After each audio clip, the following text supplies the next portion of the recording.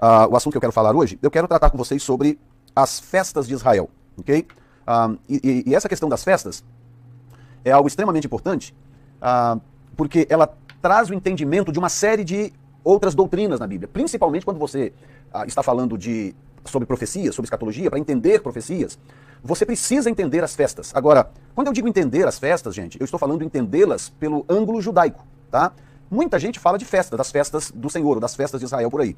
Se você pesquisar nos canais do YouTube, por exemplo, você vai encontrar muita gente falando de festas.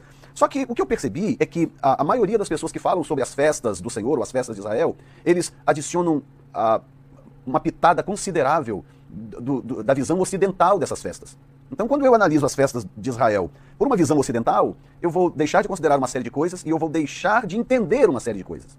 Então, eu tenho sempre que olhar para as festas de Israel, as 7 festas de Israel, pelo ângulo bíblico e judaico. Então, eu tenho que considerar o pano de fundo judaico quando eu estou falando sobre as festas, ok? Muito bem. Eu quero iniciar lendo com vocês um texto bíblico que está no livro de Levítico, capítulo 23. Eu vou ler esse texto rapidamente com vocês. E depois nós vamos, então, falar sobre o que isso significa. Eu vou colocar o texto aqui na tela para vocês. Deixa eu ver aqui que eu tenho... Só um minutinho. Deixa eu só colocar aqui, conectar o meu Apple TV. E aí tudo dará certo, tá bom? Muito bem, aí eu posso jogar aqui para vocês a tela. Aqui está, muito bem. Alright, então vamos lá. Vamos começar com Levítico capítulo 23. Eu quero que vocês acompanhem comigo aí, por isso que eu quero colocar na tela o texto, para vocês poderem acompanhar comigo. Então, diz assim, as festas solenes do Senhor, ok?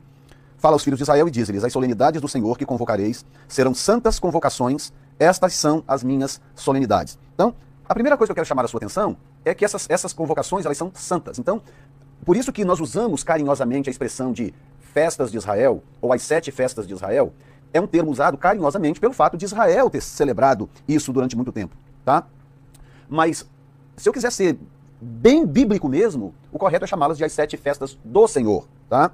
E elas são do Senhor, dadas a Israel para um propósito. Depois falou o Senhor a Moisés dizendo, fala aos filhos de Israel e diz-lhes, as solenidades do Senhor. Então, essas solenidades não podem ser ignoradas biblicamente. Bom, primeiro deixa eu esclarecer aqui uma coisa. Eu não estou dizendo aqui que a igreja evangélica, a igreja cristã, tem que celebrar as 7 festas. Eu não estou dizendo isso.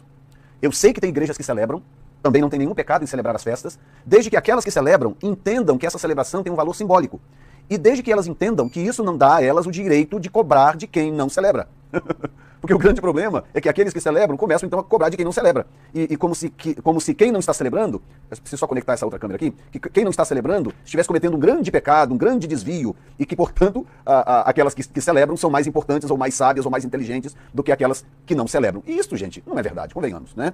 O que nós precisamos entender é que essas festas são festas que o Senhor, são festas, em primeiro lugar, festas do Senhor, em segundo lugar, festas que o Senhor deu para Israel celebrar. Agora, é lógico que elas têm um valor espiritual, tipológico para nós muito grande. Nós não podemos ignorá-las. Mas elas são solenidades do Senhor que foram dadas a Israel. Então vamos continuar aqui com o nosso texto.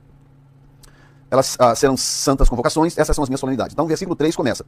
6 dias obra se fará, mas o 7º dia será o sábado de descanso. Santa convocação, nenhuma obra fareis. Sábado do Senhor é em todas as vossas habitações. Aí no verso 4 começam então as festas, né? Estas são as solenidades do Senhor, as santas convocações que convocareis no seu tempo determinado. Versículo 5. No mês 1º, aos 14 do mês, pela tarde, é a Páscoa do Senhor.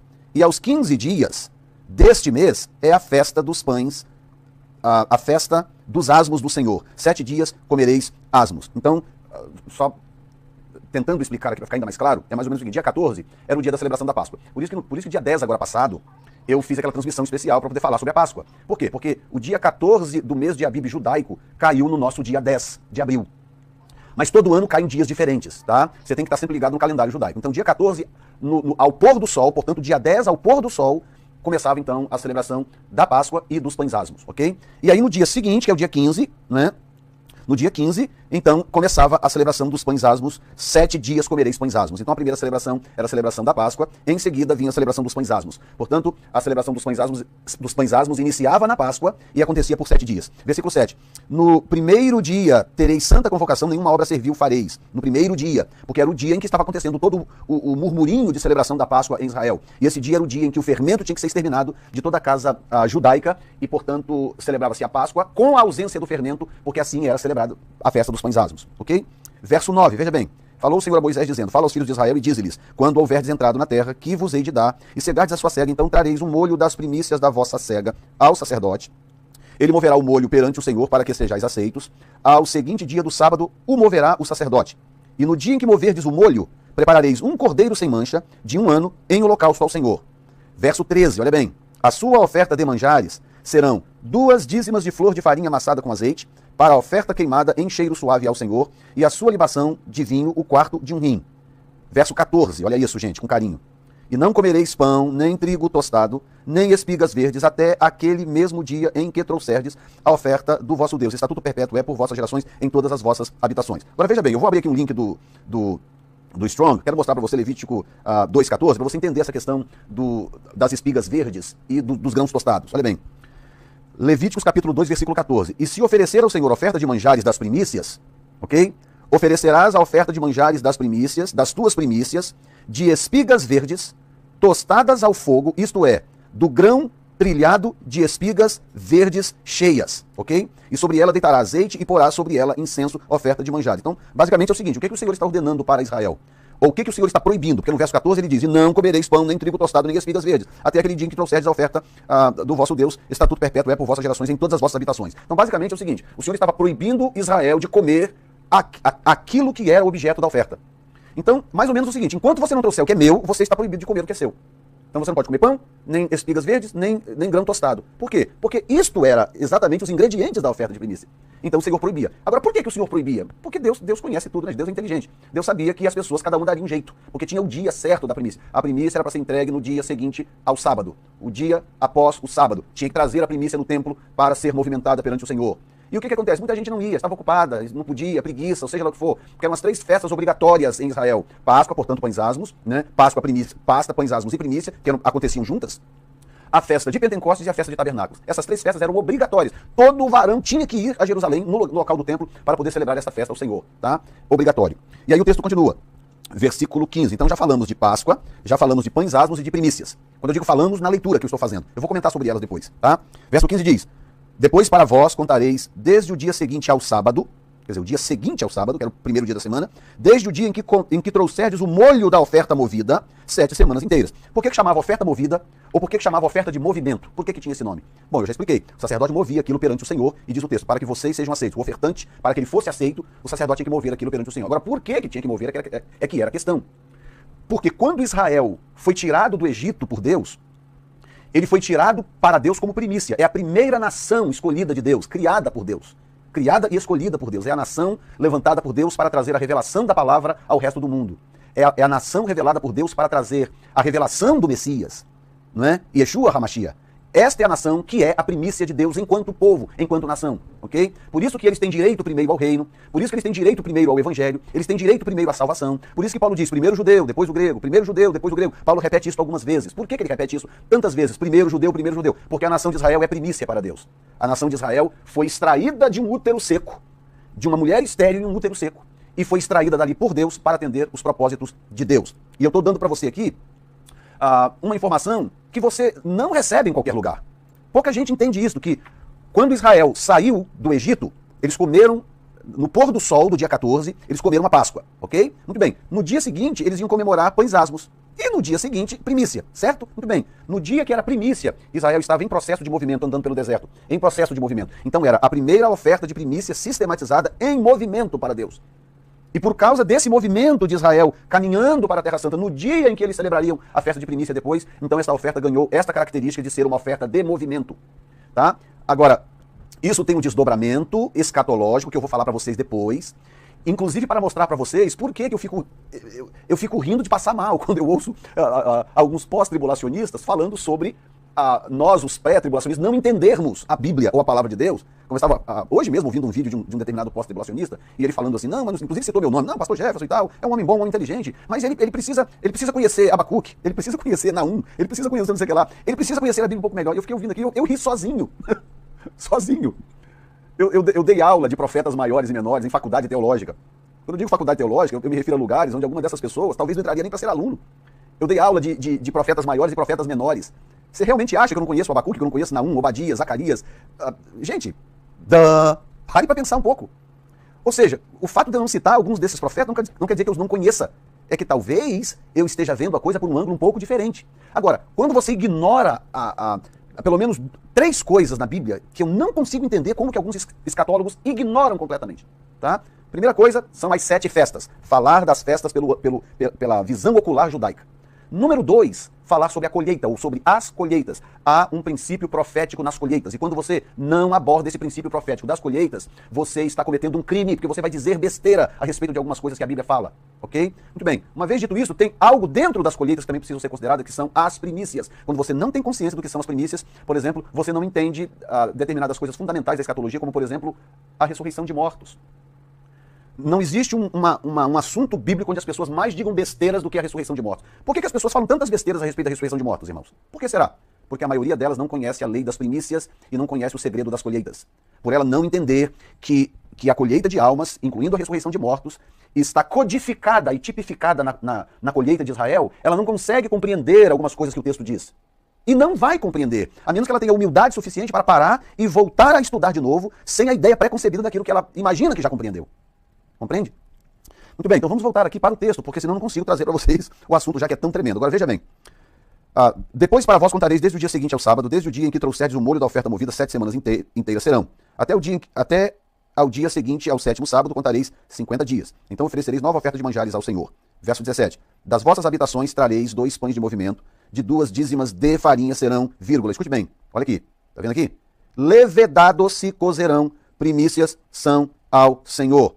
Também com pão oferecereis 7 cordeiros, sem mancha de um ano, um novilho, carneiro e tal. Aí vem os detalhes do sacrifício. Então veja bem. Isso aqui é importante, gente. Muito importante, ok? Então veja bem. Páscoa no dia 14, no dia 15, pães asmos. Aí, um dia depois do sábado, a primícia, tudo naquela mesma semana, ok? Aí contava-se 49 dias, no 50º era Pentecostes, ok? Quando chegava no Pentecostes, tinha uma segunda oferta de primícias. E havia uma diferença. Como a oferta de primícia da cevada, que era o primeiro cereal a ser colhido em Israel, por ocasião da Páscoa no mês de Abib, ou Nissan.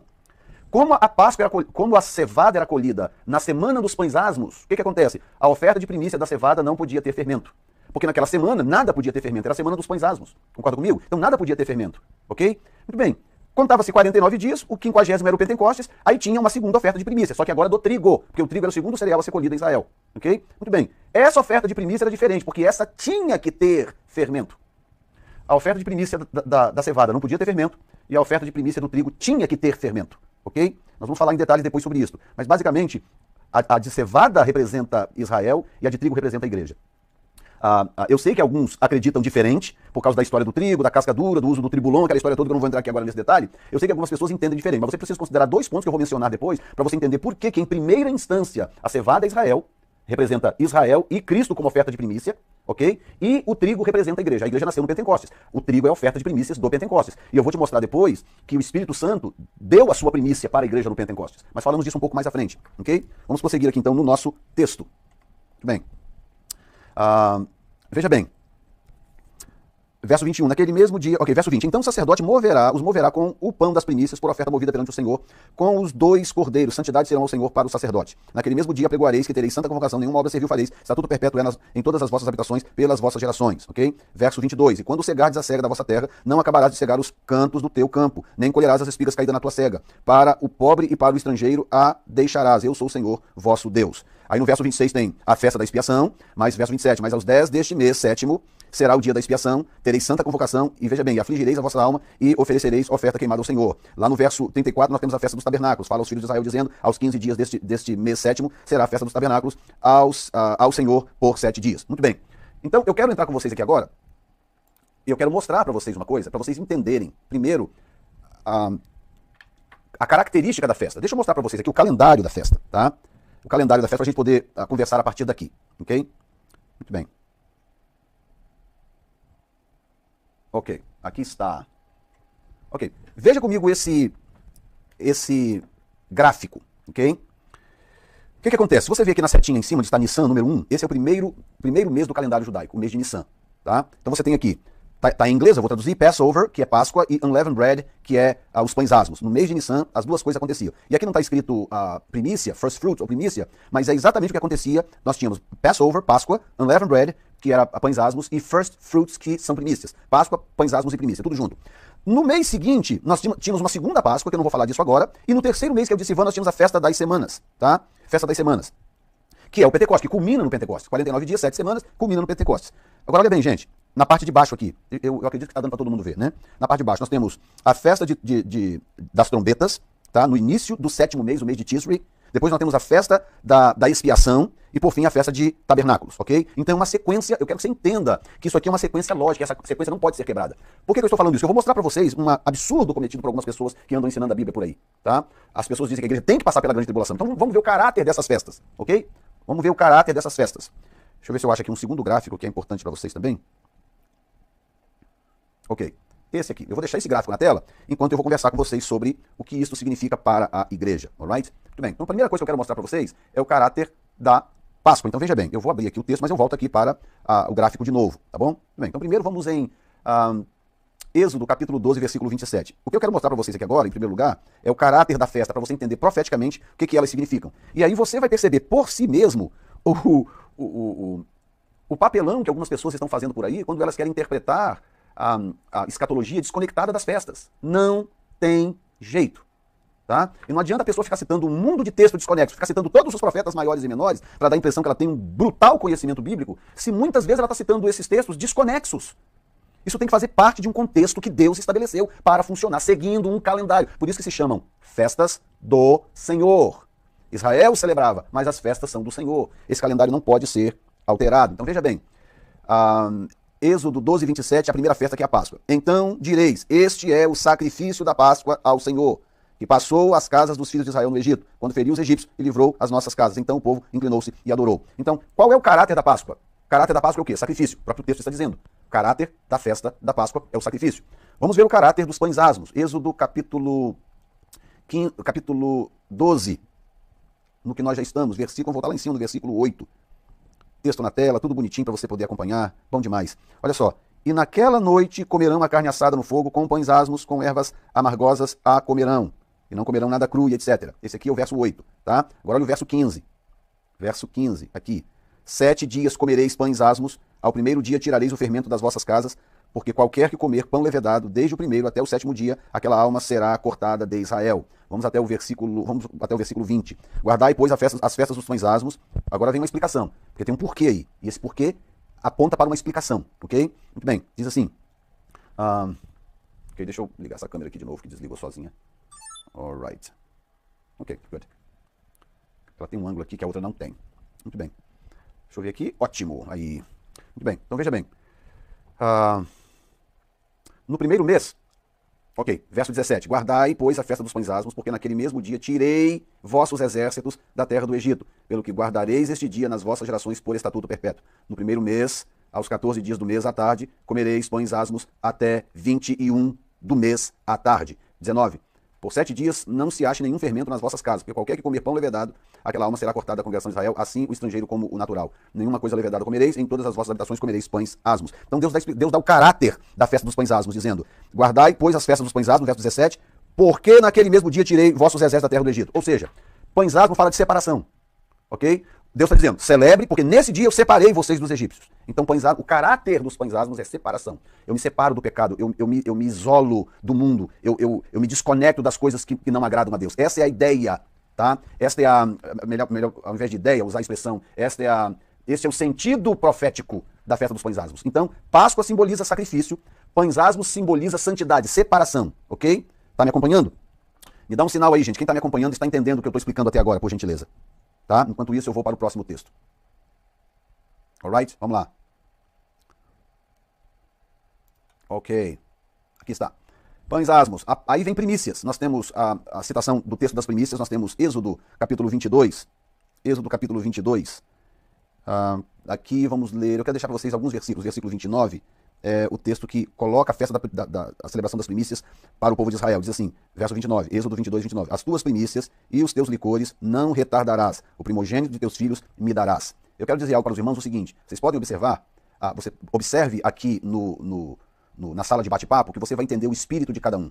Tá? Observe o espírito de cada um. Observe o espírito de quem teme a Deus Observe o espírito de quem realmente é salvo e observe o espírito desses enviados de Satanás que entram em canais como este, exatamente para causar esse tipo de situação que vocês estão vendo aí. Então, a melhor maneira de lidar com esse tipo de enviado do diabo é ignorá-lo. Ignora que ele vai ficar sozinho, ok? Então continue participando comigo, você que está aqui para aprender a palavra, e ignore esses enviados de Satanás, para você ver o espírito de um indivíduo como esse, e depois vai para um canal qualquer no YouTube, dizer que é pós-tribulacionista e que está ali para ensinar a palavra de Deus para os outros. E olha a linguagem dessas pessoas, para você ver se essas pessoas são realmente enviadas por Deus ou pelo Espírito de Deus. Então elas mesmas revelam o espírito, ou o espírito a qual elas pertencem, ok? Muito bem, dito isto, vamos agora prosseguir para aqueles que realmente estão aqui para estudar a palavra de Deus, alright? Nós estamos com 100 pessoas conectadas, 95 pessoas conectadas.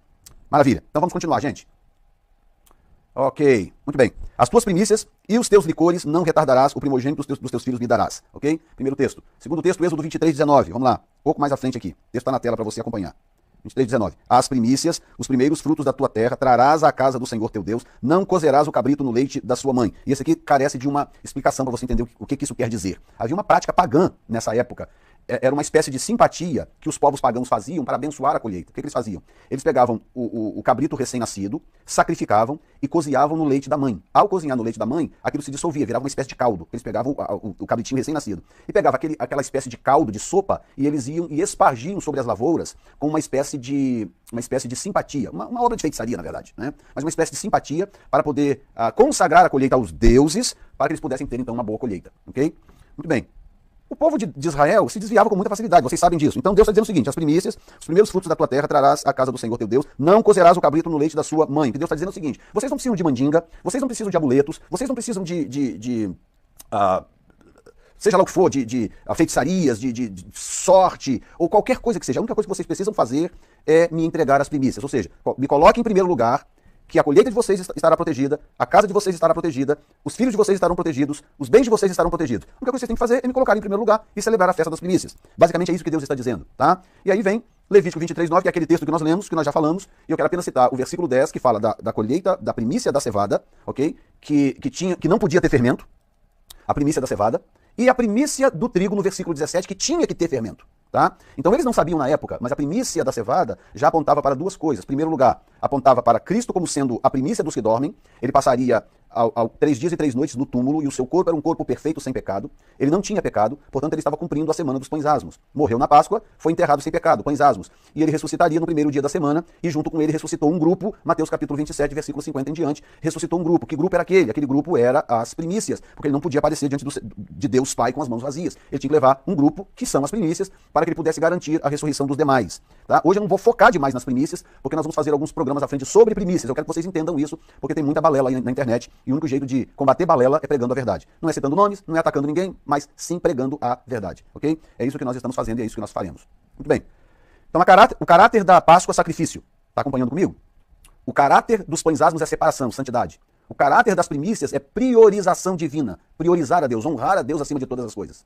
E o caráter dos pães asmos e das primícias eu já falei. Aí vem agora o caráter do Pentecostes. Olha bem, capítulo 34, versículo 22, tá? De Êxodo, perdão. Êxodo 34, 22. Vamos lá. Texto na tela, para não ter qualquer tipo de confusão, ok? Vamos lá, texto na tela. Veja bem, também guardarás a festa das semanas, que é a festa das primícias da cega do trigo, e a festa da colheita do fim do ano. 3 vezes no ano todo macho entre ti aparecerá perante o Senhor Jeová, Deus de Israel. Porque eu lançarei as nações de diante de ti e alargarei o teu termo. Ninguém cobiçará a tua terra quando subires para aparecer 3 vezes no ano diante do Senhor teu Deus. Olha bem, irmãos, não sacrificarás o sangue do meu sacrifício com pão levedado. Portanto, ele está falando agora da Páscoa. Nem o sacrifício da festa da Páscoa, olha aí, ficará da noite pela manhã. Verso 26, as primícias dos primeiros frutos da tua terra. As primícias dos primeiros frutos da tua terra. Trarás à casa do Senhor teu Deus. De novo, não cozerás o cabrito no leite da tua mãe. Vocês não precisam de mandinga quando vocês me colocam em primeiro lugar. Eu vou cuidar de vocês, diz o Senhor. Basicamente é isso que Deus está dizendo, ok? Muito bem. Então, o caráter das primícias é a priorização divina, ok? E o caráter do Pentecostes, nós sabemos que o Pentecostes significa, em primeiro lugar, a dádiva da lei, ok? Portanto, a dádiva da lei, a entrega da palavra, fala de quê? Fala de abundância. A abundância da manifestação de Deus, a abundância das palavras de Deus, quando o mundo se tornou consciente do que Deus pensa, quando ele começou a revelar lá atrás a Moisés. E começou aonde? No Monte Sinai, 50 dias depois da Páscoa, o Senhor derramou sobre Moisés a sua glória e revelou a Moisés a sua palavra. Portanto, é símbolo de abundância. Por isso que Deus escolheu a festa das semanas, um período de abundância, para que no fim dela se comemorasse o Pentecostes. Porque o Pentecostes o caráter do Pentecostes é a abundância da manifestação da palavra de Deus, a abundância da manifestação da voz de Deus para o seu povo durante toda a sua caminhada. Ok? Muito bem. Qual é a festa, portanto, seguinte? Vamos olhar aqui? Olha bem, aqui agora está em português, né? Está em português. Cadê? Está aqui. Muito bem. Nós temos, no mês de Nissan, nós temos Páscoa, pães asmos e primeiros frutos, que são as primícias.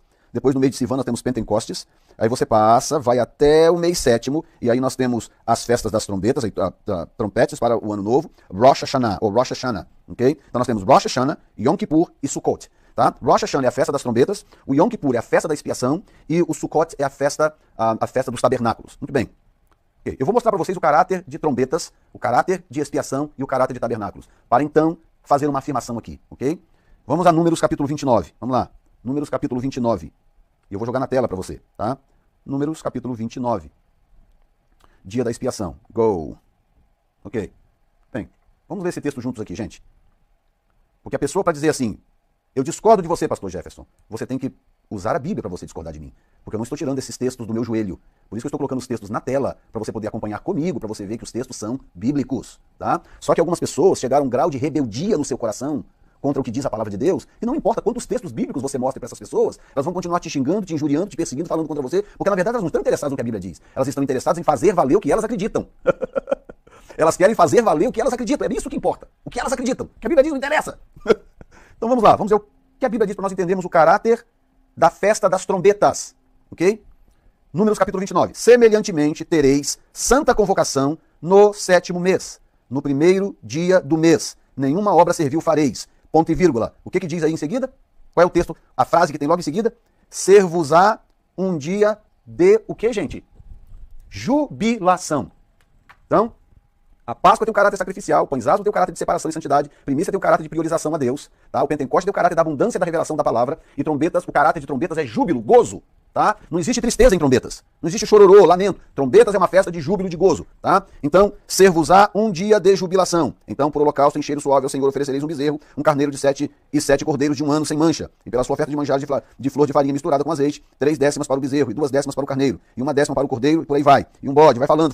Aí no verso 7, e no dia 10 deste 7º mês, tereis santa convocação. Muito bem, agora veja bem, vou subir, e agora vai falar da festa da expiação. Qual é o caráter da festa das trombetas? Júbilo, jubilação. Muito bem, vamos agora falar sobre a festa da expiação. Veja bem. E no dia 10 deste mês, tereis santa convocação e afligireis a vossa alma. Nenhuma obra servil fareis, ou nenhuma obra fareis. Mas por holocausto, em cheiro suave ao Senhor, oferecereis um bezerro, um carneiro e 7 cordeiros de 1 ano terá. E pela sua oferta de manjares, e por aí vai, a 10ª parte do cordeiro e um bode, vai falando o que oferecer, tá, ao Senhor. Muito bem. Quando chega no verso 12, diz, semelhantemente aos 15 dias deste 7º mês, tereis santa convocação, nenhuma obra servil fareis, mas 7 dias celebrareis a festa ao Senhor. Aqui agora já é a festa de tabernáculos, mas eu quero ler para você um outro texto depois. Então o caráter de trombetas é júbilo, enquanto que o caráter de expiação é sofrimento. Vocês vão afligir a alma de vocês, diz o Senhor. Ok? Então vamos ler aqui. Levítico capítulo 23. Olha bem, gente. Levítico capítulo 23, versículo 26. Tá? Vamos entender agora o que é a festa da expiação. Ok? Falou mais o Senhor a Moisés dizendo, mas aos 10 deste mês 7º será o dia da expiação. Tereis santa convocação e afligireis a vossa alma. E oferecereis oferta queimada ao Senhor. Ok? E naquele mesmo dia nenhuma obra fareis, porque é dia da expiação. Veja bem, para fazer expiação por vós perante o Senhor vosso Deus. Porque toda alma que naquele dia não se afligir, portanto expiação é aflição, será extirpada do seu povo. Então agora eu quero ler com vocês um texto muito conhecido de quem estuda profecias, que eu quero ver se você conecta uma coisa com a outra, tá bom? Vamos ver aqui o que diz um tal profeta chamado Daniel, quando ele fala das suas 70 semanas. Vamos ver aqui o que esse profeta diz, quando ele fala sobre algo interessante. Ok, vamos ver aqui. Muito bem. Daniel capítulo 9, versículo 24. 70 semanas estão determinadas sobre o teu povo e sobre a tua santa cidade. Bom, só essa frase aqui, irmão, já era para encerrar o assunto, não é verdade? Só essa frase já era para ter encerrado o assunto. Ah, não, pastor, mas você não sabe das 2 casas de Israel. Pastor, você não sabe de não sei o que lá, você não sabe disso, você não sabe daquilo. Really? Really? Você realmente acha que eu não sei isso? Come on! Diz o texto, 70 semanas estão determinadas sobre o teu povo e sobre a tua santa cidade. Hoje eu ouvi o disparate, uma pessoa dizendo que quando fala aqui sobre a cidade, não está falando só da cidade de Jerusalém. Não está falando só da cidade de Jerusalém. Com um artigo definido, singular, desse tamanho no texto. Sobre o teu povo e a tua santa cidade. Um artigo definido gigantesco no singular. E a pessoa me diz que o texto não está falando da cidade de Jerusalém. Aí está forçando a amizade, né, irmão? Sinceramente. Está forçando a amizade. Muito bem, mas o que eu quero chamar a sua atenção é o seguinte. Para que são as 70 semanas? 70 semanas estão determinadas sobre o teu povo e sobre a tua santa cidade. Vamos lá, Daniel, para quê? Para extinguir a transgressão, dar fim aos pecados, expiar a iniquidade, trazer a justiça eterna, selar a visão à profecia, ungir os santos e santos. Ok? Muito bem, 6 coisas. Extinguir a transgressão, dar fim aos pecados, expiar a iniquidade, festa da expiação. Será que tem alguma coisa a ver, pastor Jefferson? Expiar a iniquidade, trazer a justiça eterna, selar a visão e a profecia e ungir os santos dos santos. Ok? Guardou? Ok. Então vamos voltar agora para o texto de onde nós viemos. Ok?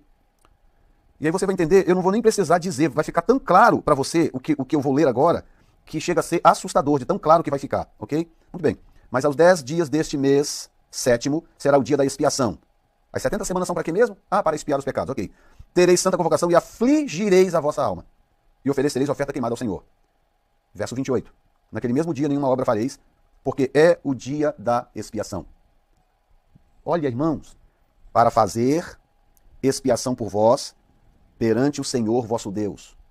Porque toda alma que naquele dia não se afligir, ou seja, não vem tentar celebrar na festa da expiação que não vai dar certo.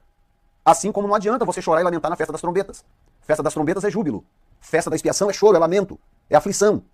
Então, você tem que se afligir na festa da expiação, mas na festa da trombeta é júbilo. Ok? Então o texto diz claramente, toda alma naquele dia, se não se afligir, será estipada do povo. Também toda alma que naquele mesmo dia fizer alguma obra, aquela alma eu destruirei do meio do seu povo. Nenhuma obra serviu, fareis e por aí vai. E na festa dos tabernáculos fala também sobre uma grande celebração ao Senhor, ok? Então agora, irmãos, sabe o que os pós-tribulacionistas fazem? Eles eliminam a festa das trombetas do calendário profético. Eliminam. Quando eles dizem que a 7ª trombeta do Apocalipse é a última trombeta de 1 Coríntios 15, sabe o que eles estão fazendo? Eles estão dizendo o seguinte, Jesus cumpriu Páscoa, Jesus cumpriu pães asmos, Jesus cumpriu primícia, Jesus vai cumprir expiação, porque a expiação é a grande tribulação, porque é a época de afligir a alma, e Jesus vai cumprir tabernáculo porque ele vai vir para tabernacular conosco agora. Mas trombetas Jesus não precisa cumprir. Para que Jesus vai cumprir trombetas? Está entendendo? Agora, olha só o calendário de Deus. Sacrifício na Páscoa, separação nos pães asmos, priorização divina nas primícias, ok? Abundância da palavra, que é a colheita, a grande colheita, abundância da palavra e abundância de muitas outras coisas. No Pentecostes, júbilo e celebração nas trombetas, que coincidentemente é o símbolo do arrebatamento. Paulo fala, ao som da última trombeta, nós, os que ficarmos vivos, seremos arrebatados. Não vamos preceder os que dormem, mas nós seremos arrebatados a encontrar com ele nas nuvens. Olha que bacana. É mesmo, Paulo? Então nós vamos ser arrebatados ao som de uma trombeta?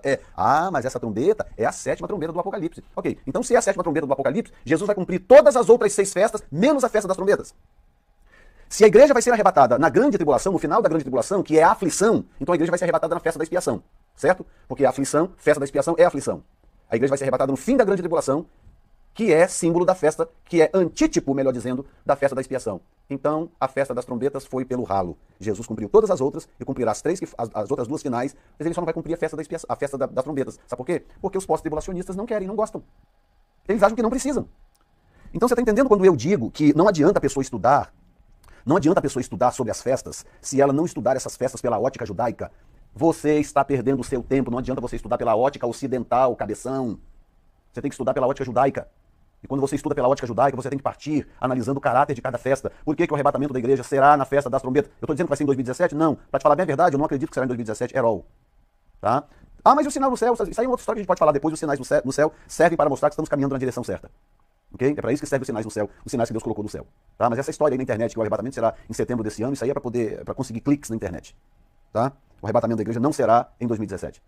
Ok? Agora, aqui vai uma informação que eu quero dar para vocês. Tem um rabino que eu gosto de estudar muito, chamado Alfred Edersheim. Tá? Eu vou até colocar o nome dele aqui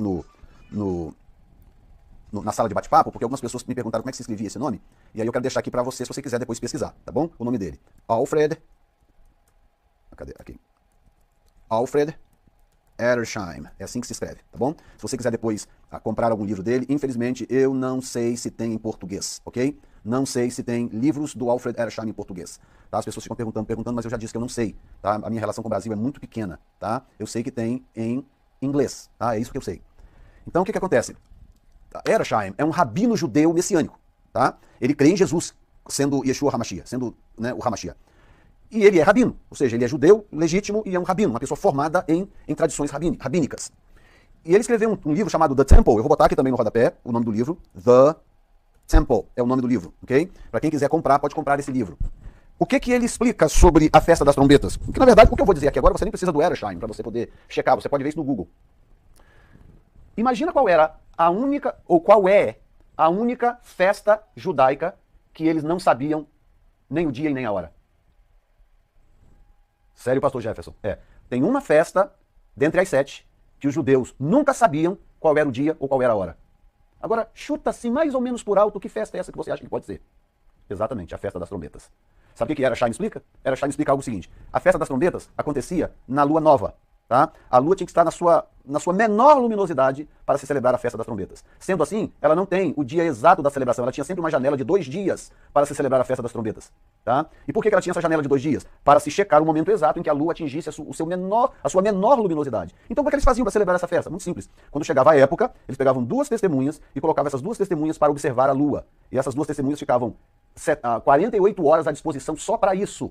E quando essas 2 testemunhas identificassem, concordassem as 2 juntas que a lua havia alcançado a sua menor luminosidade, então eles anunciavam o início da celebração da festa das trombetas. Então é a única festa judaica que não se sabe nem o dia e nem a hora. Dorme com um barulho desse. Será então que é por isso que Jesus disse que nós não sabemos nem o dia e nem a hora da sua vinda? Será que pode ser isto? Será que tem alguma coisa a ver? Eu estou lançando para você essa pergunta. Você que pesquise, que procure saber, tá? Pode ser que você... Falamos semana passada sobre as festas de Israel, né? Falamos sobre todas elas. Falamos sobre Páscoa, Pães Asmos, Primícias, Pentecostes, Trombetas, Expiação e Tabernáculo. E eu mostrei linearmente o que essas festas significam profeticamente. E cada festa tem um caráter, tem uma proposta espiritual. E nós falamos sobre o caráter dessas festas. Então eu vou mostrar para vocês agora um gráfico. E com esse gráfico, eu quero apenas que vocês revejam algo que eu disse, porque hoje nós vamos falar sobre a festa da colheita, sobre a festa das semanas. Até nós chegarmos daqui a dois encontros, até nós chegarmos na lei das primícias, ok? Mas eu quero que você veja isso. Dá uma olhadinha comigo na tela.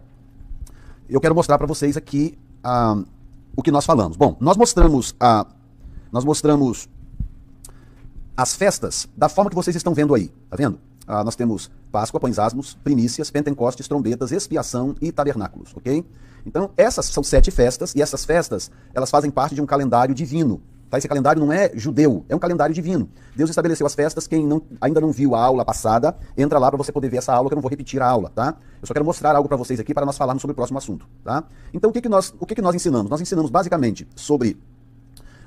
nós falamos sobre Páscoa, você vê aqui, né?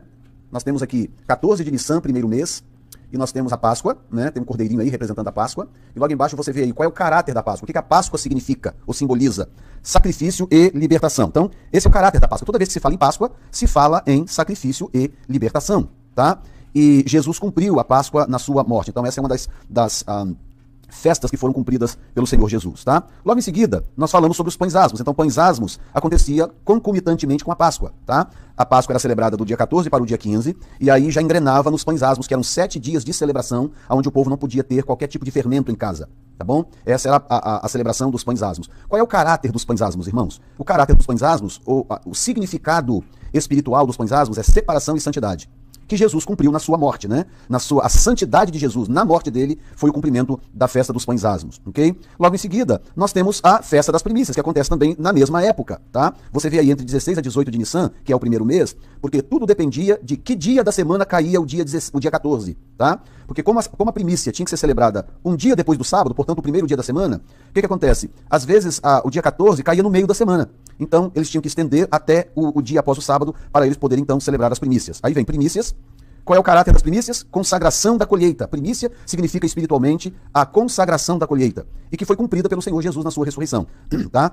Mais ou menos o seguinte, a pessoa tinha que levar no templo a sua primícia antes dela fazer a colheita geral. Então Jesus, ao ressuscitar, ressuscitou um grupo de pessoas com ele, em Mateus capítulo 27, versículo 50 em diante, e ele então, essas pessoas ele apresentou ao Pai. Não há nenhum registro na Bíblia, eu vou repetir para vocês o que eu estou dizendo, olhem para mim aqui, não há nenhum registro na Bíblia de que aquele grupo de pessoas que Jesus ressuscitou tenha ficado na cidade, tenha voltado a morar com os seus parentes, tá? Principalmente porque eram pessoas do Velho Testamento, aquelas pessoas ressuscitaram, pessoas que tinham seus corpos decompostos, pessoas que tinham só ossadas na sepultura. Então essas pessoas ressuscitaram, elas tinham que ressuscitar com o corpo glorificado. Não é como ressuscitar Lázaro, que está morto, mas o corpo está lá intacto. Tá entendendo? O filho da viúva de Naim. ou Tabita, ou qualquer um que ressuscitou durante o Velho Testamento, todos os que ressuscitaram durante o Velho Testamento e Novo Testamento, que ressuscitaram para ficar com seus parentes, eram pessoas que tinham recém-morrido e cujo corpo estava ainda intacto a ponto de ressuscitar e aquela pessoa poder então usufruir do seu corpo antigo. Nós estamos falando aqui de uma ressurreição de pessoas do Velho Testamento. Tá? E pessoas que haviam morrido, muitas delas, porque era um grupo grande de pessoas que ressuscitou. Então essas pessoas tinham que ressuscitar com o corpo glorificado, porque elas não tinham mais o corpo antigo para ressuscitar. Tá? Essa talvez seja a maior prova de que realmente essas pessoas ressuscitaram com o corpo glorificado. E essas pessoas foram levadas ao Pai, então, como primícia. Jesus cumpriu a primícia desta forma, ok? Muito bem. Aí o que veio em seguida, gente? Em seguida veio a festa de Pentecostes, que nós falamos sobre isso também. A festa de Pentecostes, que acontece no dia 5 de Sivan, que é o mês 3, tá? Pentecostes, e representa o quê? A abundância da palavra. Porque quando o Senhor se revelou a Moisés no Monte Sinai, no dia de Pentecostes, foi o primeiro Pentecostes, o que o Senhor fez? Trouxe a sua palavra, revelou a sua palavra de uma forma poderosa, e foi a primeira vez que a palavra dele foi revelada com clareza para a raça humana, tá? Foi ali no Monte Sinai quando o Senhor revelou a sua lei, tá? E foi cumprido pelo Senhor Jesus em Atos capítulo 2. Então veja bem, gente, fazendo um grande resumão aqui, o que eu quero que vocês percebam? Que nós estamos lidando aqui com 4 festas que Jesus cumpriu. Jesus cumpriu todas essas 4 festas rigorosamente ao pé da letra. Então veja bem, algumas pessoas querem dizer que essas festas elas não são necessariamente um calendário profético que Jesus está cumprindo. Como que elas podem não ser um calendário profético que Jesus está cumprindo se ele cumpriu as 4 primeiras? Se fosse, digamos que fosse um acidente, Jesus tivesse cumprido, por exemplo, Páscoa. Aconteceu, morreu na Páscoa, foi uma grande coincidência. E aí não tivesse alusão aos pães asmos, não tivesse nenhuma alusão às primícias, não tivesse nenhuma alusão ao Pentecostes. Aí tudo bem, poderíamos dizer, não, pera um pouquinho, foi realmente acidental, ele morreu na Páscoa, mas foi um acidente. Não, não foi um acidente, porque Jesus cumpriu as 4 primeiras festas, todas elas dentro das suas datas. Ele cumpriu Páscoa, cumpriu pães asmos, cumpriu primícias e cumpriu Pentecostes. Então ele cumpriu as 4 festas. O curioso é que, por exemplo, durante os 40 dias que ele ficou aparecendo para os seus discípulos, ele disse o que para os seus discípulos? Não se ausente de Jerusalém, até que do alto sejais revestidos de poder. Eu vou enviar o Espírito Santo. Aí eu pergunto, como é que Jesus tinha tanta certeza que o Espírito Santo viria no dia X? Porque ele é Jesus, né, pastor? Ele sabe tudo. Não, mas não é assim que se responde. Ele sabia porque ele estava em dia com o calendário profético. Ele morreu na quarta, ele morreu na Páscoa, que eu não vou entrar aqui em termos de dia, ele morreu na Páscoa, cumpriu com pães asmos pelo fato de não haver pecado no seu corpo, ok? E ressuscitou no primeiro dia da semana com um grupo de pessoas. Será que é coincidência, gente? Será que eu estou vendo coisa? É uma grande coincidência? Veja bem, enquanto o judeu estava indo lá no templo com um molho de primícias na mão para entregar para o sacerdote mover, Jesus estava entrando no tabernáculo celeste com um grupo de ressuscitados como primícia para entregar ao Pai. Então ele cumpriu as 4 primeiras festas integralmente. Quando foi no dia 50, o Espírito Santo veio sobre o grupo que estava reunido no cenáculo. O Espírito Santo nem adiantou, nem atrasou, no dia exato, porque o calendário profético estava sendo respeitado. Muito bem, aí agora vem a seguinte pergunta. Se Jesus cumpriu as 4 primeiras festas perfeitamente dentro do calendário profético, por que ele não cumpriria as outras 3? Me dê uma razão bíblica para Jesus agora abandonar as outras 3 festas. Não, já cumpri 4, larga as outras para lá. Honestamente, na sua cabeça faz sentido? Pode responder até pelo bate-papo aqui. Faz sentido na sua cabeça que Jesus tenha cumprido as 4 festas, cada uma na sua data específica, e aí ele abandonar as outras 3 e não, tipo assim, larga para lá? Faz sentido? Você que estuda a Bíblia, isso faz sentido na sua cabeça? Ok? Na minha não faz nenhum sentido. Só que veja bem, o que os pós-tribulacionistas fazem? Ok? Eles fazem algo que eu considero extremamente bizarro. Eu considero bizarro o que eles fazem. Eles pegam a festa, vou jogar de novo aqui na tela, tá? O que eles fazem? Eles dizem que a igreja, deixa eu voltar aqui, eles dizem que a igreja vai ser arrebatada depois, no final da grande tribulação, né? Ou seja, nós estamos vivendo esse período da graça, então eles dizem o seguinte, qual é o próximo evento no calendário dos pós-tribulacionistas? O próximo evento é a grande tribulação, porque já que não tem arrebatamento antes, e nada acontece antes que o anticristo se manifeste, então no calendário pós-tribulacionista, não no calendário de Deus, graças a Deus, no calendário dos pós-tribulacionistas, o próximo evento é a grande tribulação. Então o que acontece? Veja bem, vou voltar aqui agora o gráfico, dá uma olhada. Por que é importante entender o caráter das festas, como eu falei na semana passada? Olha, para você entender qual é o cumprimento profético dessas festas, tá? Páscoa primícia, a Páscoa sacrifício e libertação fala da nossa libertação. Pães asmos, separação e santidade, fala da nossa santidade, consagração e dedicação a Deus. Primícias fala da consagração da colheita, tá? Quando Jesus é a primícia dos que dormem, e ele ressuscitou um grupo como primícias para Deus. E quando eu coloco Deus em primeiro lugar, priorizo a Deus, eu estou também cumprindo com a lei das primícias. E quarto lugar, Pentecostes, abundância da palavra. Tem gente que quer tratar Pentecostes só como manifestação do Espírito, mas Pentecostes é, acima de tudo, manifestação da palavra. Por isso que eram línguas repartidas como que de fogo. Línguas. Para que serve língua? Para falar, né? Não é a palavra. Ok, o caráter de trombetas é júbilo. O caráter de expiação, olha isso aqui, gente. Veja isto. O caráter de primícia é júbilo, tá? O caráter de expiação é aflição de alma. Enquanto que o caráter de tabernáculos é Deus habitando conosco, ok? Agora eu te pergunto aqui, pela lógica que você está acompanhando, qual dessas 3 festas representaria o arrebatamento da igreja? Você acha que o arrebatamento da igreja representa aflição de alma ou júbilo? As pessoas não conseguem compreender isso, tá? Sabe o que os pós-tribulacionistas estão fazendo? Eles estão fazendo isso aqui, ó. Eles estão pegando de Pentecostes, tá? Pentecostes, e eles estão dando um salto lá para expiação. Por quê? Porque a festa da expiação fala exatamente do que promete Daniel capítulo 9, as 70 semanas de Daniel. Tá? Inclusive, esse moço que eu falei, que fez esse vídeo discutindo, tentando responder a pergunta que eu fiz, ele cometeu um erro tão assustador, eu fiquei assustado quando eu vi aquilo. Ele cometeu um erro que aí sim é heresia. Você não é herege por ser pós-tribulacionista, mas quando você comete o erro que esse moço cometeu, aí sim você se torna um herege. O que ele disse? Ele disse que as 70 semanas são para expiar os pecados da igreja. Gente, pelo amor de Deus, leia Hebreus. Leia o livro de Hebreus. Os pecados da igreja já foram expiados há 2000 anos. Todo aquele que crer no Senhor Jesus Cristo já tem seus pecados expiados. As 70 semanas são para expiar os pecados da nação de Israel, porque a nação de Israel rejeitou Jesus. Então os pecados da nação de Israel não foram expiados. Por quê? Porque eles não aceitaram o Messias. Essa é a razão do porquê eles precisam das 70 semanas para terem seus pecados expiados. Eles não conseguem entender nem cristologia, que é o fundamento do fundamento da vida cristã. Se eles não entendem cristologia, como é que eles podem entender escatologia, pelo amor de Deus? Como? Como que o camarada vai entender escatologia se ele não consegue entender cristologia? Leia o livro de Hebreus, eu estou pedindo, eu estou clamando a você, antes de falar besteira, leia o livro de Hebreus para você entender que os pecados da igreja já foram extirpados. Os pecados da igreja já foram perdoados, já foram justificados. A nação de Israel ainda não, porque ela rejeitou o Messias. Então ela precisa do cumprimento das 70 semanas. E outra coisa, não são as 70 semanas que expiam os pecados da nação de Israel. Não são as semanas. Tá? Os pecados serão expiados no final da 70ª. Por quê? Porque é quando Jesus vem para eles e eles então reconhecem que Jesus realmente é o Messias. Então, de novo, quem expia os pecados é Jesus.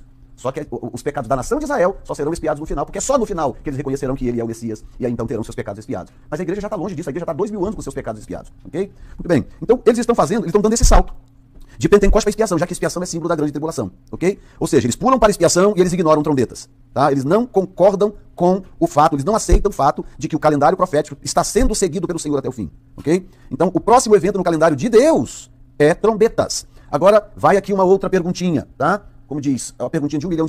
Se o próximo evento no calendário é trombetas, porque não há razão para Jesus cumprir Páscoa, Pães Asmos, Primícia, Pentecostes, pular trombetas e cumprir expiação e tabernáculos. Não faz o menor sentido. Não faz o menor sentido, tá? Estamos com 194 pessoas. Que bom, gente. Isso aí é porque vocês estão compartilhando nas redes de vocês, viu? Por isso que deu esse salto aí de 100 para 194 de repente. Então não faz sentido. Vocês concordam comigo? Eu estou colocando esse gráfico para vocês terem também o contato visual, para vocês entenderem a coisa pelo âmbito da revelação textual.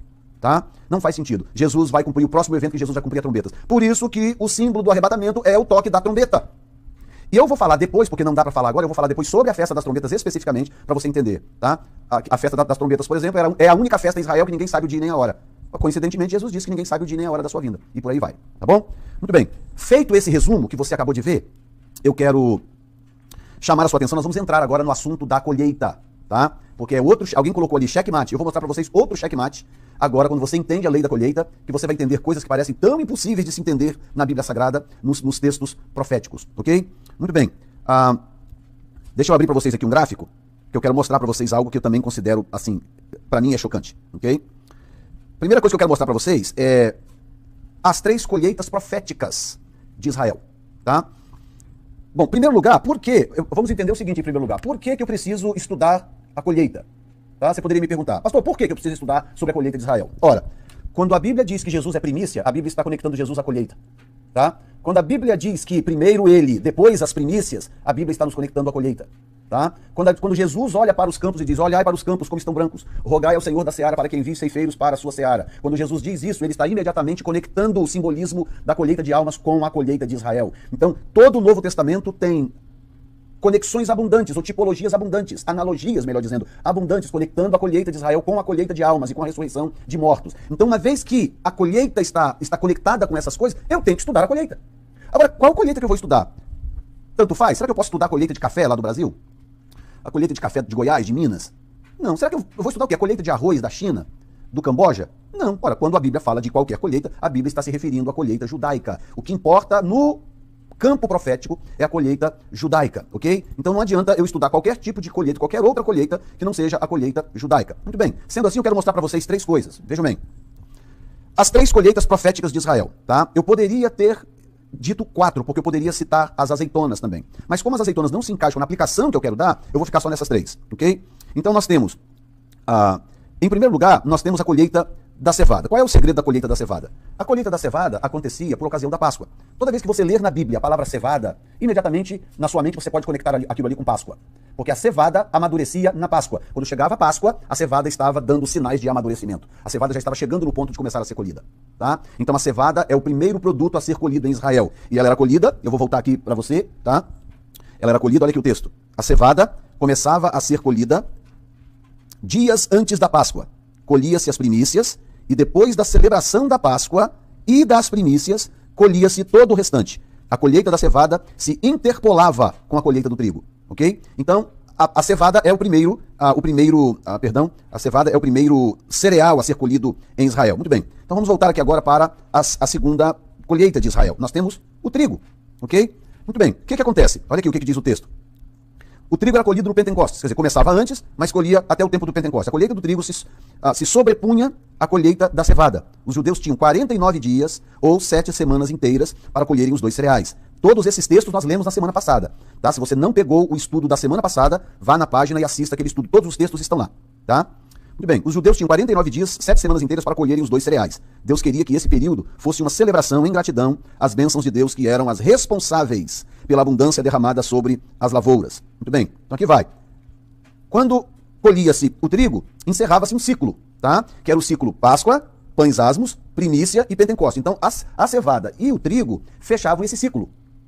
Por que isso é importante? Ora, porque haveria uma pausa considerável até a colheita seguinte e até a festa seguinte. Então eles encerravam um ciclo e mais à frente se abriria um novo ciclo, ok? Muito bem. Então cevada simboliza Páscoa, trigo simboliza Pentecostes. Agora vejam isso aqui, gente. Olha isso aqui. Qual era a outra colheita? Na sequência, as uvas. E as uvas era interessante, olha bem. Colhida no mês de Av, ok? Este é o pior mês na história de Israel, o mês de Av, ok? Foi no dia 9 de Av que os 2 templos de Israel foi destruído. Será que é uma coincidência isso? Tem como isso ser uma coincidência? Os 2 templos foram destruídos no dia 9 de Av. O primeiro por Nabucodonosor e o segundo sob o comando de Tito, do general Tito. Os 2 em Av, os 2 no dia 9 de Av. Com certeza não é coincidência, não é verdade? Muito bem. O que acontece?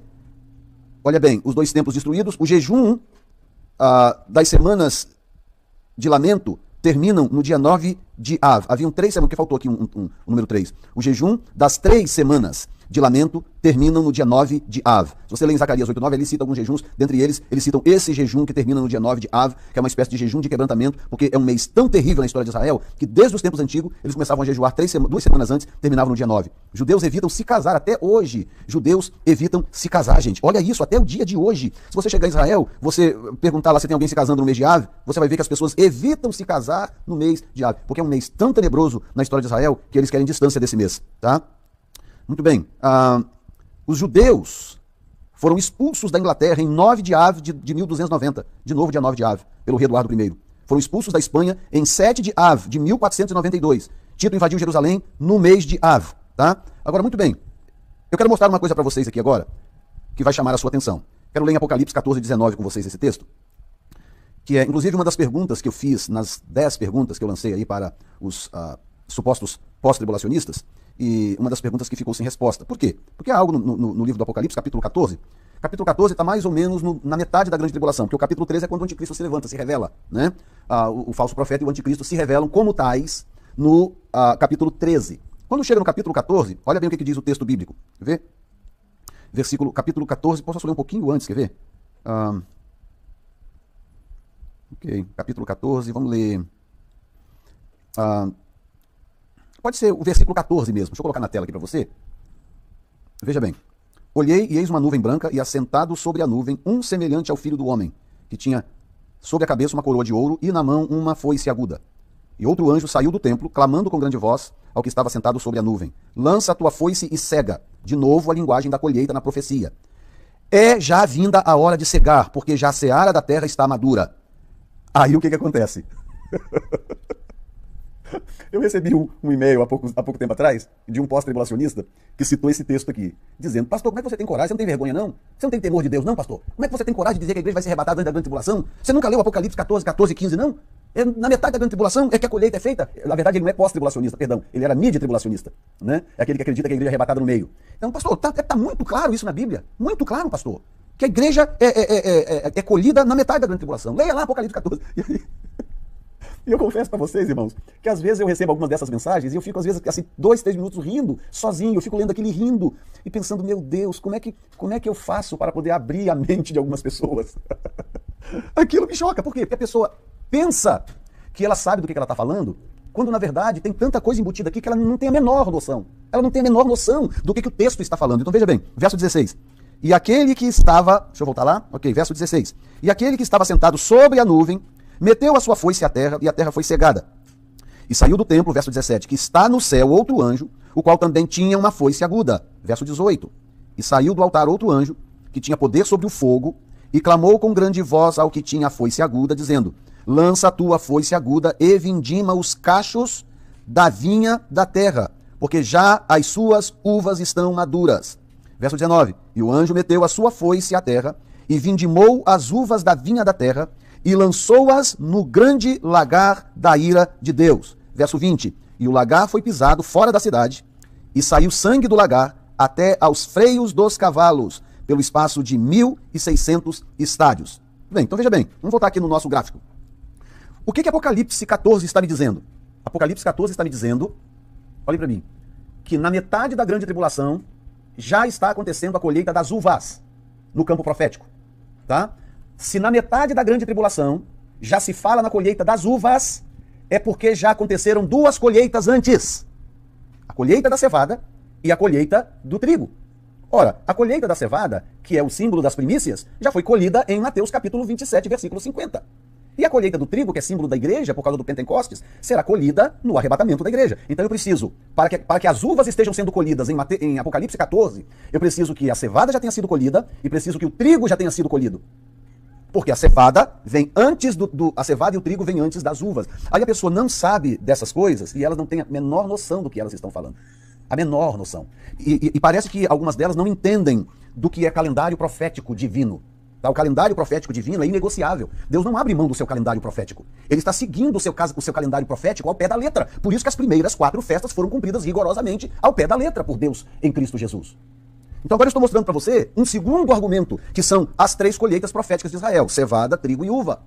Como que, agora vai uma pergunta, como que pode se estar colhendo as uvas na metade da grande tribulação e eles colherem a cevada no final da grande tribulação? Como que eles vão colher a uva primeiro para depois colher a cevada? Não faz sentido nenhum. Ok? Nenhum sentido. Não adianta, por mais que você explique, por mais que você queira encaixar, quando você tenta encaixar o mid-tribulacionismo e o pós-tribulacionismo na Bíblia, é como pegar uma poca enferrujada que está com a rosca toda comida e tentar botar ela no parafuso, forçando para que ela entre naquele parafuso. É mais ou menos isso para você ter uma noção. Muito bem. Então, volta aqui o gráfico. O que acontece? Por que a uva que era colhida no mês de Av, que era o 5º mês, equivale ao nosso julho, agosto, por que a uva que é colhida no mês de Av é símbolo do pior período da grande tribulação? Por causa do mês de Av. Presta atenção no que eu estou dizendo para você. Os 2 templos foram destruídos no dia 9 de Av. As piores tragédias de Israel aconteceram no mês de Av. As piores. Aí vem um texto no Apocalipse, na metade da grande tribulação, no momento em que o anticristo vai virar o bicho da goiaba, como diria o outro, aparece um texto dizendo que as uvas estão sendo colhidas ali. Exatamente o produto que é colhido no mês de Av, que é o pior mês da história de Israel. Poxa, gente, será que precisa desenhar? Pensa comigo. Você acha que precisa? Você acha que precisa desenhar? Vamos ser sinceros, precisa? Será que é só o pastor Jefferson que enxerga com uma lente cristalina e transparente o que a Bíblia está dizendo? Então, eu acho que não precisa desenhar, está muito evidente. E como se não bastasse, eu vou mostrar para você aqui agora um outro detalhe que termina de derreter por completo qualquer teoria mid e pós-tribulacionista. Eu não vou nem citar o amilenismo, porque o amilenismo então já é uma coisa que realmente não faz o menor sentido, tá? Mas o que eu vou mostrar para você aqui agora em seguida derrete. Sabe quando uma coisa derrete diante dos seus olhos? Você vai assistir agora o mid e o pós-tribulacionismo derreter diante dos seus olhos quando você compreende as escrituras da forma como eu vou te mostrar aqui agora. Então veja bem. Eu vou abrir um outro gráfico, eu estou mostrando esses gráficos, são gráficos que eu fiz, tá? São gráficos que você não encontra por aí. Então o que eu fiz? Eu tive que fazer os gráficos para poder mostrar para você o que eu quero mostrar, ok? Muito bem. Uma vez dito sobre as 3 colheitas proféticas, então olha aqui para mim um minuto. Primeiro eu mostrei o gráfico das festas, as 7 festas e que os pós-tribulacionistas estão tentando pular de Pentecostes para expiação, estão tentando ignorar trombetas. Eles podem ignorar, mas Deus não vai, porque o calendário é divino, tá? Então, o próximo evento no calendário de Deus é trombetas. Trombetas têm que acontecer antes de expiação, que é a grande tribulação, ok? Segundo lugar, eu mostrei para vocês as 3 colheitas proféticas, tá? Cevada, trigo e uva. São as 3 colheitas proféticas. Cevada no primeiro mês, trigo no terceiro mês e uva no quinto mês, que é o mês de Av, o pior mês da história dos judeus, tá? Inclusive aquela história lá do livro de Esther, daquela tentativa de massacre do livro de Esther, aquilo ali também se deu no mês de Av, para você ter uma ideia. Então é um mês profético para Israel. Quando vai se aproximando do mês de Av, para você ter uma ideia, isso é tão sério, que quando vai se aproximando do mês de Av, está se aproximando agora, porque equivale ao nosso julho e agosto, o exército de Israel fica em total alerta, de tanto que eles acreditam que há algo de profético no mês de Av para Israel, em termos de juízo para Israel. Para você ter uma noção como que isso é sério, tá? Muito, muito sério. Então eu mostrei as 3 colheitas proféticas, mas agora eu quero mostrar para você como que essas colheitas, principalmente a cevada e trigo, como que esses cereais eram colhidos. Então agora vamos lá, eu vou colocar para você aqui na tela as 4 fases proféticas da colheita, ok? Então a primeira colheita, cevada, ok? A primeira colheita é a cevada. Então o que acontece quando chegava a época da Páscoa? Antes de nós voltarmos ao gráfico, tá?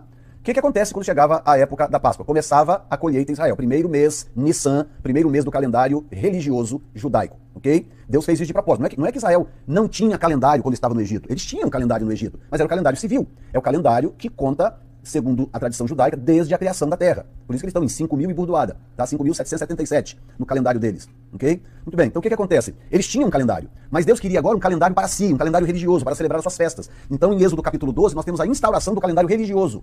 Aí Deus pega o mês de Nissan e estabelece como sendo o primeiro mês de Israel para celebrações religiosas, ok? Aí quando chega lá no 7º mês, o que acontece? Que é o mês de Tishri.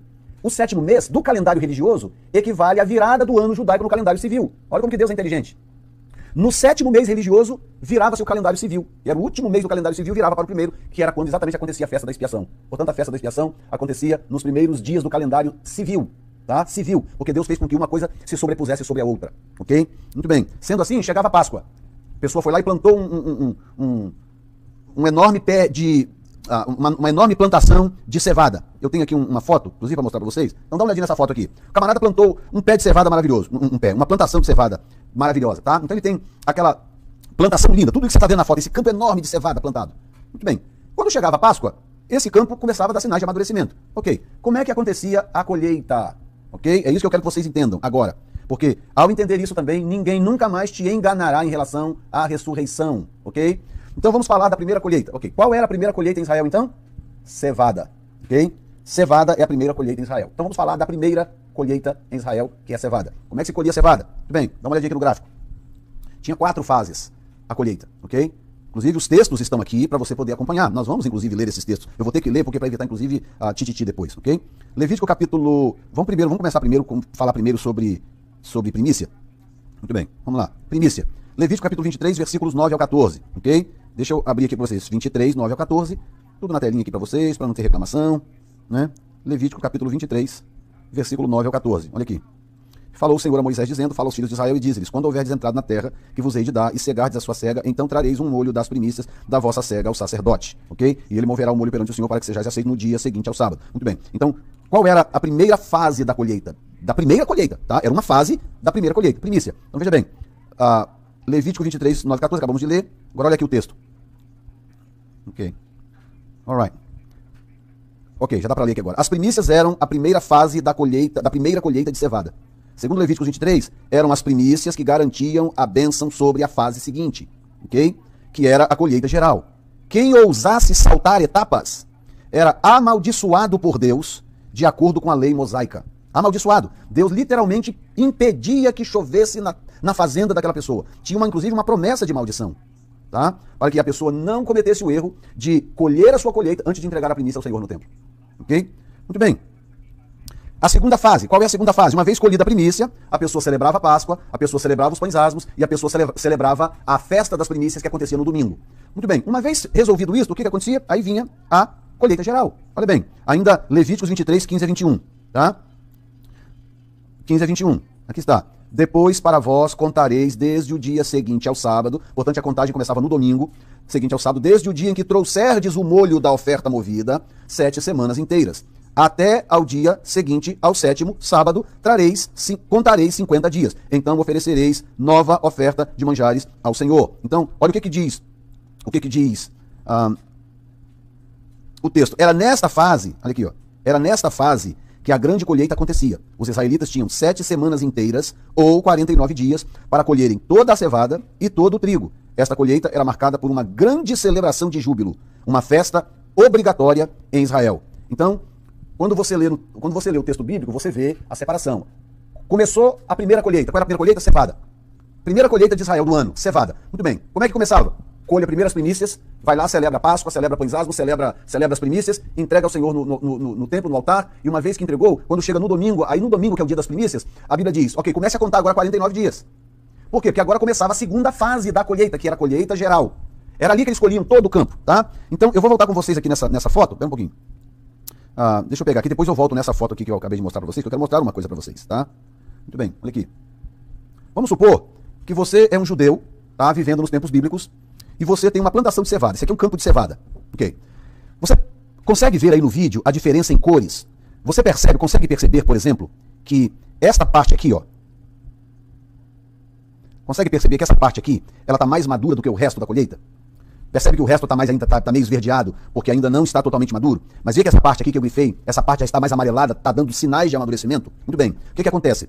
Se você fosse um judeu vivendo naquela época, o que acontece? Quando chegasse nessa época, você iria lá no templo, ia chamar o sacerdote, um levita, né, tinha os funcionários do templo. E eles viriam na sua fazenda, eles iam dar uma olhada na sua fazenda, eles iam identificar que essa área que eu marquei aqui é a área que está dando sinais de amadurecimento primeiro, ok? Então ele ia marcar aquilo ali.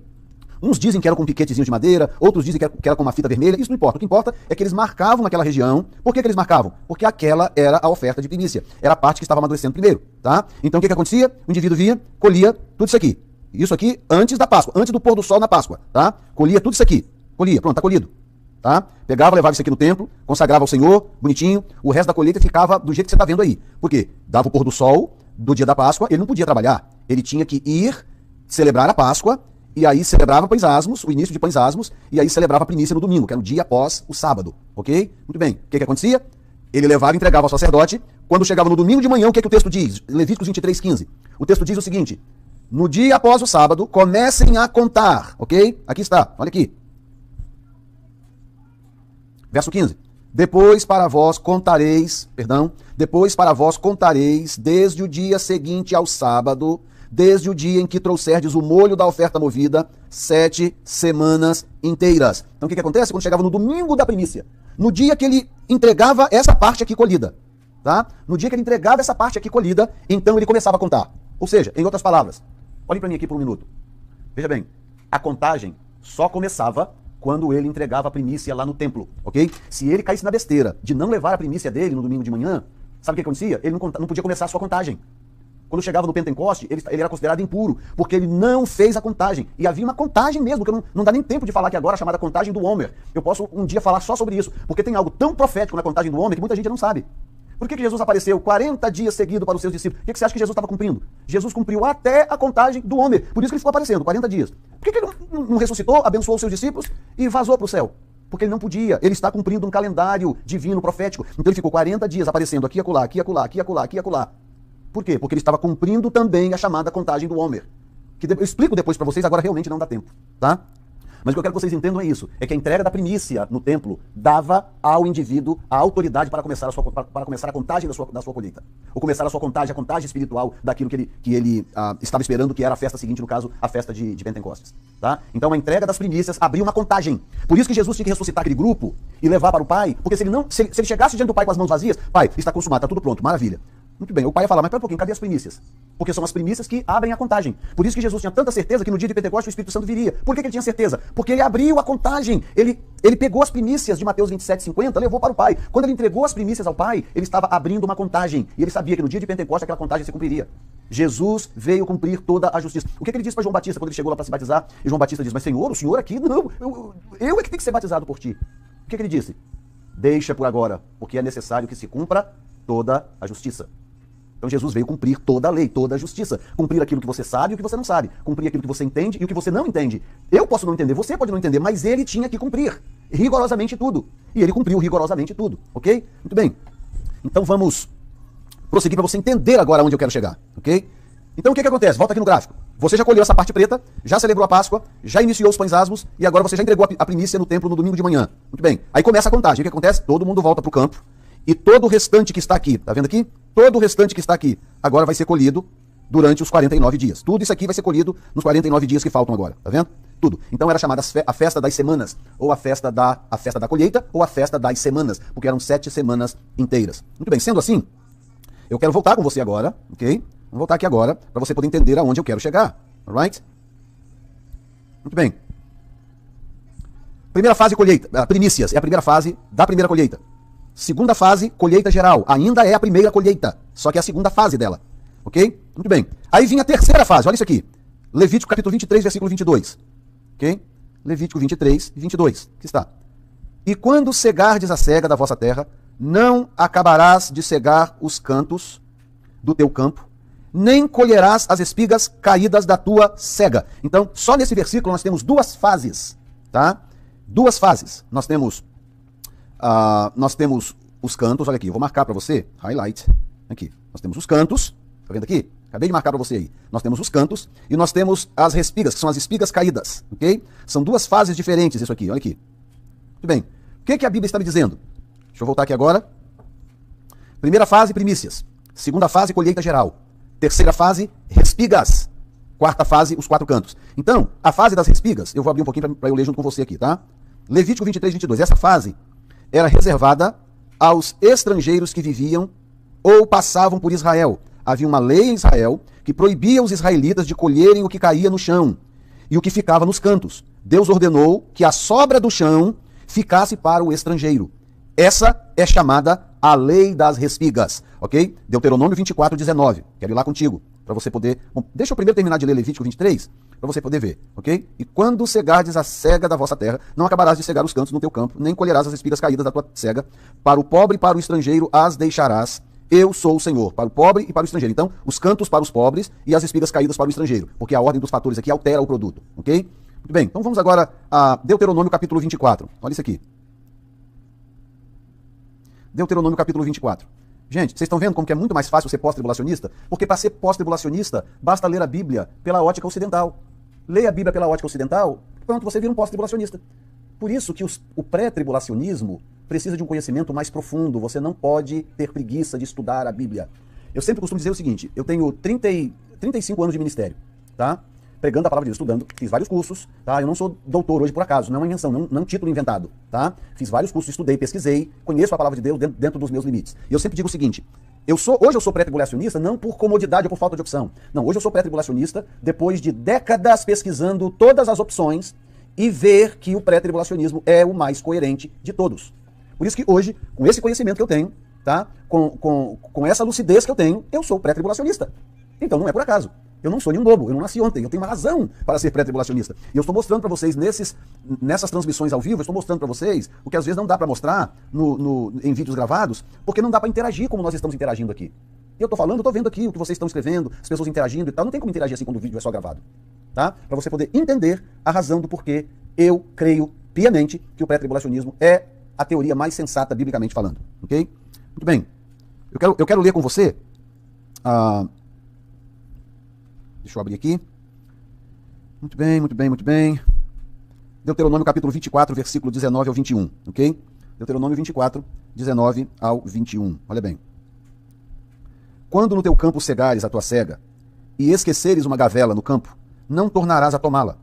Para o estrangeiro, para o órfão e para a viúva será, para que o Senhor teu Deus te abençoe em toda a obra das tuas mãos. Olha aqui, verso 20. Quando sacudires a tua oliveira, não tornarás atrás de ti a sacudir os ramos. Para o estrangeiro, para o órfão e para a viúva será. Muito bem. Isso aqui é só para você poder ter uma noção, porque o nosso texto lá de Levítico, capítulo 23, ainda é o nosso texto base, porque ele nos dá um entendimento que alguns outros textos não dão, tá? Então aqui vem, vou jogar para você de novo aqui na tela. Vamos lá. Quando cegardes a cega da vossa terra, não acabarás de cegar os cantos do teu campo, nem colherás as espigas caídas da tua cega. Para o pobre e para o estrangeiro a deixarás. Eu sou o Senhor teu Deus. Ok? Muito bem. Então o que acontece? A fase das respigas, que era que eram as coisas que caíam no chão, tá? Você encontra isso, inclusive. Leia o livro de Ruth, que você vai ver essa fase em ação. Ruth era uma estrangeira, então ela não podia pegar nada no pé, tá? Ela tinha que colher do chão. É que Boaz se encantou com ela, e Boaz então mandou que os seus servos dessem a ela um pouco extra de cevada. Ok? Porque ele se encantou com ela. Mas ela, como estrangeira, ela não podia pegar do pé. Era crime, era contra a lei. Mas ela podia catar tudo que caísse no chão. Porque o que caía no chão, o segador não podia pegar. Digamos que aconteceu um acidente, a bandeja inteira dele derramou no chão. Ele era proibido por lei de Deus a pegar. Ele não podia pegar do chão. Tudo que caía no chão era do estrangeiro. Portanto, o estrangeiro não podia tocar no pé, ok? Era do estrangeiro. Essa fase é a fase, eu vou falar da fase daqui a pouco, ok? E aí, por fim, a quarta e última fase era a fase dos 4 cantos. Olha bem, deixa eu grifar aqui, para não ter dúvida de que eu estou falando disso aqui, dos 4 cantos. Ok? Muito bem, deixa eu jogar lá para você agora. Os 4 cantos. Vamos ler aqui comigo agora, gente. Olha aqui. O texto separa o que cai no chão com o que fica no pé nos cantos da lavoura. O caído no chão é para o gentio, o estrangeiro, enquanto que a sobra dos 4 cantos é para o pobre israelita. Deuteronômio 16, 9 e 12. Observe que esta quarta fase, aqui é que vai, gente. Se você entender isso aqui, pronto, você já está resolvido, ninguém nunca mais te engana. Escute bem. Essa quarta fase, os 4 cantos, ela ainda é a primeira colheita. Lembre-se, cevada, trigo e uva, ok? Muito bem, vamos colher a cevada? Vamos. Primícia, colheita geral, respigas e os 4 cantos. Quando a pessoa chega lá, está colhendo a última fase, que são os 4 cantos, ainda é a primeira colheita. Então, por exemplo, quando Ruth chegou lá nas terras lá, que ela foi fazer o que em inglês chama gleaning of the field, que é catar as coisas do chão, tá? E os pobres judeus depois viriam para catar os cantos. Aí se tivesse alguém passando assim, na beirada da fazenda, e visse os judeus, o campo já todo vazio, mas só umas coisas nos cantos assim, e os pobres judeus lá catando aquilo. E alguém passasse assim e perguntasse, ei, que colheita é essa? Sabe o que ele ia responder? Essa é a primeira colheita. Ele não ia dizer, essa é a quarta colheita. Não, é a primeira, cevada. Só que ele já estava na quarta fase da primeira colheita. Consegue compreender o que eu estou explicando? Era a quarta fase, mas ainda assim era a primeira colheita. Então não tinha alterado, não tinha mudado de colheita. A colheita era a mesma. Só que já estava na quarta fase. Que a primeira fase já tinha passado lá nas primícias, a segunda fase já tinha passado lá na colheita geral, a terceira fase também já estava acabando, que eram as espigas, e portanto agora já estava na quarta fase, que eram os 4 cantos. Ok? Muito bem. Então vamos mover para frente agora, que eu quero te mostrar uma coisa aqui, que agora vai definitivamente abrir a sua mente para algo que talvez você ainda não tenha entendido. Ok? Olha, eu desejo profundamente que aqueles que estiverem assistindo esse vídeo, seja pré, mid ou pós, tá? Esteja assistindo esse vídeo com o coração desbloqueado, ok? Não assista esse vídeo como, eu sou pós, estou assistindo ao vídeo de um pré-tribulacionista. Não, assista esse vídeo com o seu coração desbloqueado, para você entender algo assim. Porque é muito profundo. Nós estamos lidando aqui com revelação textual, gente. Não é à toa que vocês estão ouvindo aqui coisas que talvez alguns de vocês, tem 216 pessoas presentes nessa sala virtual. Provavelmente, uma grande maioria ainda não tinha ouvido o que eu estou mostrando aqui. Porque nós estamos lidando com revelação textual. Tá? Então, se a pessoa fecha o coração, ela não alcança, porque o Espírito de Deus resiste ao soberbo. O soberbo perde porque o Espírito de Deus resiste a ele. O Espírito de Deus, lá em Gênesis está escrito, Gênesis acho que 6, o Espírito de Deus não contenderá para sempre com o homem. Tá? Então, abra o seu coração. Então, vamos agora ao cumprimento profético dessas quatro fases, ok? Então, vamos lá. Olho na tela. O cumprimento profético das 4 fases da colheita. Jesus cumpriu e o que ainda falta cumprir, tá? Então, o que Jesus cumpriu e o que ainda falta cumprir. Jesus cumpriu uma parte, ainda tem coisas a serem cumpridas, ok? Bom, primeiro primícias. Agora nós vamos olhar pelo âmbito profético, tá, gente? Vamos olhar pelo âmbito profético. Eu mostrei para vocês primeiramente eu mostrei para vocês as fases da colheita, lá mesmo em Israel, colheita de verdade, a colheita da cevada. Muito bem. Agora eu vou aplicar isso no âmbito profético para você entender. Inclusive para você entender a questão da ressurreição, que é o que mais confunde os pós-tribulacionistas. Tá? Você vai entender hoje de uma forma claríssima. Vamos lá. Primeiro cumprimento profético da fase são as primícias, ok? Levíticos 23, 9, 14, já lemos. E agora nós vamos lidar com Mateus 27, 50. Jesus cumpriu na sua ressurreição em Mateus capítulo 27, versículos 50 e 52. Ele ressuscitou um grupo de santos do passado para apresentá-los ao Pai como garantia de que a grande colheita ia acontecer, ok? Muito bem, veja bem. Mateus capítulo 27, tudo ao vivo, gente, aqui, ó. Não tem engano. 50. Pronto. E Jesus, clamando outra vez com grande voz, entregou o seu espírito. E eis que o véu do templo se rasgou em 2, de alto a baixo, e tremeu a terra, e fenderam-se as pedras. Versículo 52. E abriram-se os sepulcros, e muitos, tá? Guarde isso aqui, guarde essa palavra, muitos, tá? Não estamos falando de um grupinho, estamos falando de um Lázaro, de uma Tabita, de um filho da viúva de Naim. O texto diz muitos, tá? Portanto, tinha gente do Velho Testamento ali também, óbvio, claro que tinha. Abriram-se os sepulcros, e muitos corpos de santos que dormiam foram ressuscitados. Verso 53, agora isso aqui é importante, o 53 é importante. E saindo do sepulcro, vírgula, depois da ressurreição dele. Olha aqui. Depois da ressurreição dele, entraram na cidade santa e apareceram a muitos. Por que é importante sabermos que foi depois da ressurreição dele? Ora, porque se fosse antes, Jesus não seria a primícia dos que dormem. A razão do porquê Jesus é a primícia dos que dormem é porque ele foi o primeiro indivíduo a ressuscitar com o corpo glorificado. Por isso que esse grupo, os túmulos fenderam antes, mas eles só ressuscitaram depois da ressurreição dele. Porque ele tinha que ressuscitar primeiro, porque ele é as primícias dos que dormem. Aí sim, em seguida, ele podia ressuscitar os demais para poder apresentá-los a Deus. Eu tenho um vídeo no meu canal que mostra, biblicamente, no livro de João, uma ascensão secreta de Cristo.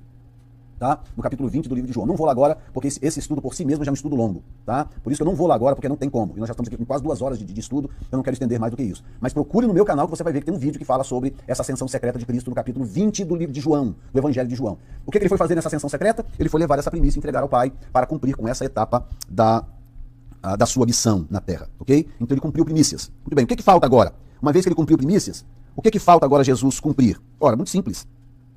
Ele precisa cumprir agora a etapa seguinte. Qual é a etapa seguinte? Colheita geral. Então, profeticamente, esta parte ainda não está cumprida. Ok? E essa etapa, então, se cumpre quando, biblicamente falando? Muito simples. Olha aqui. Prometida em 1 Tessalonicenses capítulo 4, versículo 16, ela acontecerá no arrebatamento da igreja.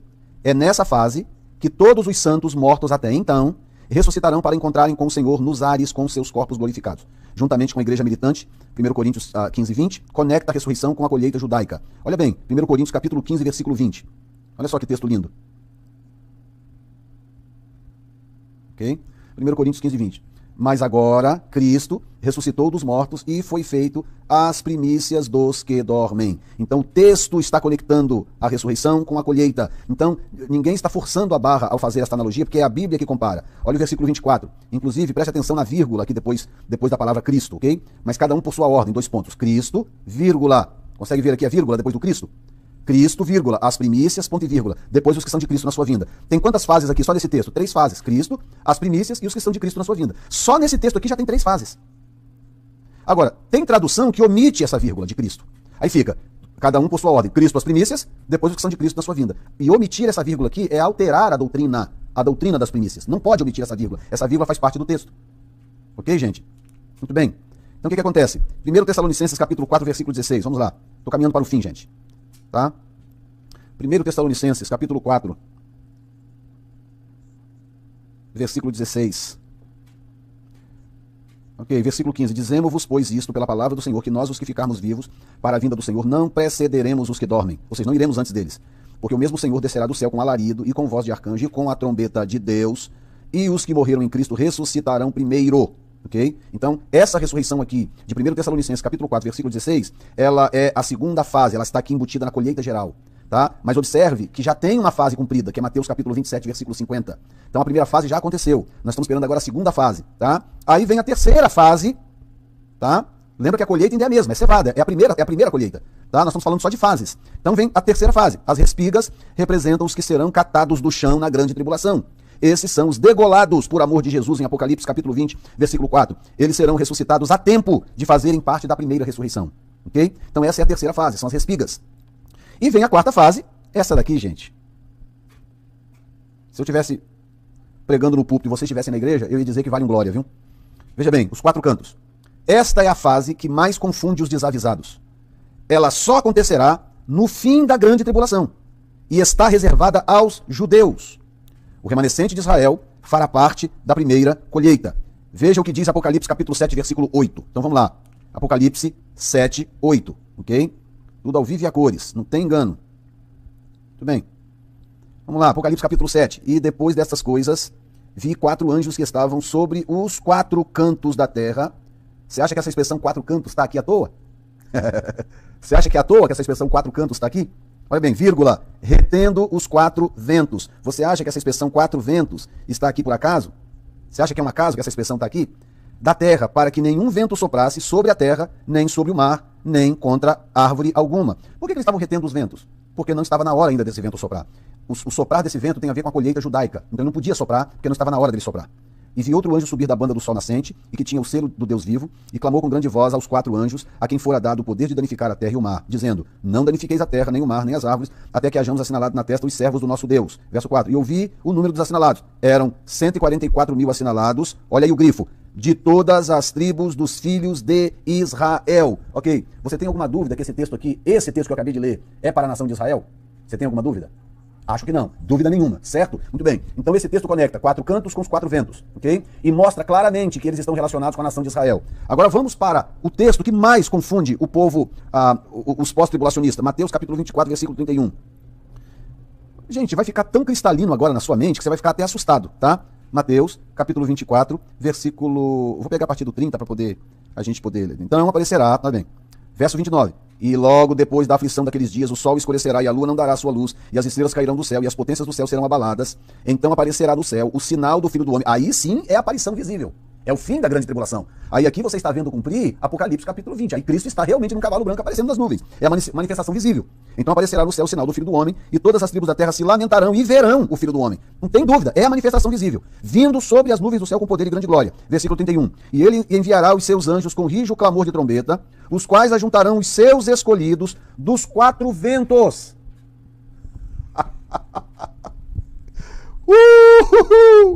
Revelação bíblica é coisa boa, né, irmãos? E ele, os quais ajuntarão seus escolhidos dos 4 ventos, de uma a outra extremidade dos céus. Aí o que acontece com os desavisados pós-tribulacionistas? Eles pegam esse texto, Mateus capítulo 24, versículo 31, como se eles tivessem pelo menos noção do que eles estão falando, e eles falam, não, mas de jeito nenhum, olha só quando os escolhidos são ceifados, são colhidos, só no final da grande tribulação. O que eles não entendem é que essa expressão 4 ventos, que tem a ver com os 4 ventos do Apocalipse 7, e tem a ver com os 4 cantos do Apocalipse 7, já é a 4ª etapa da colheita. Para que os anjos estejam colhendo os 4 ventos, ou os 4 cantos, já tem que ter acontecido as primícias, Mateus 27, já tem que ter acontecido a colheita geral, 1 Tessalonicenses 4,16, e já tem que ter acontecido as respigas, na metade do Apocalipse. Então, quando os cantos são colhidos aqui em Mateus capítulo 31, isso já é a 4ª fase da colheita. Deu para entender? A revelação? Isso aqui é revelação textual, gente. Vocês têm que celebrar isso aí, que é revelação textual. É assim que se estuda a Bíblia. É assim que se entende Bíblia. Não é com aquela forçação de barra que as pessoas fazem por aí, não. Tá? Muito bem. Então agora vamos ao texto que os pós-tribulacionistas pensam que é um dos tendões de Aquiles dos pré-tribulacionistas. Ok. Então olha aqui esse texto. Versículo 5. Apocalipse capítulo 20, versículo 5. Muito bem. Verso 4. Vi tronos e assentaram-se sobre ele aqueles a quem foi dado o poder de julgar, e vi as almas daqueles que foram degolados pelo testemunho de Jesus e pela palavra de Deus, e que não adoraram a besta nem a sua imagem, e não receberam o sinal na testa nem na mão, e viveram e reinaram com Cristo durante os 1000 anos. Verso 5. Mas os outros mortos não reviveram até que os 1000 anos se acabaram. Esta é a primeira, vou grifar aqui bem claro para você, esta é a primeira ressurreição. O que acontece quando pós-tribulacionistas se deparam com esse texto? Eles tratam esse texto aqui como se fosse um trunfo. Gente, olha aqui, gente, a primeira ressurreição é só no final da grande tribulação. O que eles não entendem é que a linguagem aqui, primeira ressurreição, ela é analógica da expressão primeira colheita. Então, quando eu falo primeira colheita, eu estou falando de quê? Estou falando de cevada. Estou falando da cevada. Mas eu não estou dizendo que essa primeira colheita, que é a cevada, ela é colhida em 4 fases. Então, quando Apocalipse capítulo 20, versículo 5, cita a primeira ressurreição, ele não está dizendo que é a primeira fase da ressurreição. Ele está dizendo que é a primeira ressurreição. Mas ele não está dizendo que fase desta primeira ressurreição que está acontecendo. Na verdade, está dizendo. Ele não diz explicitamente, ele está dizendo implicitamente. Quem conhece a revelação textual sabe identificar aonde que está a revelação. Então, quando o texto diz, esses são as almas dos que foram degolados. Ora, se são as almas dos que foram degolados, e eles estão ressuscitando agora, dentro da primeira ressurreição, então esta é, no mínimo, a terceira fase. Porque os degolados são aqueles que serão mortos durante a grande tribulação, aqueles que perderam o arrebatamento da igreja, e alguns judeus também, que durante a grande tribulação reconheceram Jesus como seu Messias, e que, portanto, foram mortos pelo exército do anticristo. Então, eles foram mortos durante a grande tribulação, então eles são as respigas. Se eles são respigas, eles fazem parte da primeira ressurreição, apesar de serem a terceira fase, mas eles fazem parte da primeira ressurreição. Assim como os judeus vivos serão resgatados no final, e eles também farão parte da primeira, terão seus corpos glorificados, eles também farão parte da primeira. Por quê? Porque eles são a 4ª fase da primeira. Simples assim, gente. As pessoas transformam isso num cavalo de batalha. Só que para entender isto, esta revelação da ressurreição, tem que entender a lei da colheita. E tem que entender a lei das primícias. Senão a pessoa não consegue compreender. Ok? Muito bem, eu espero que tenha abençoado vocês.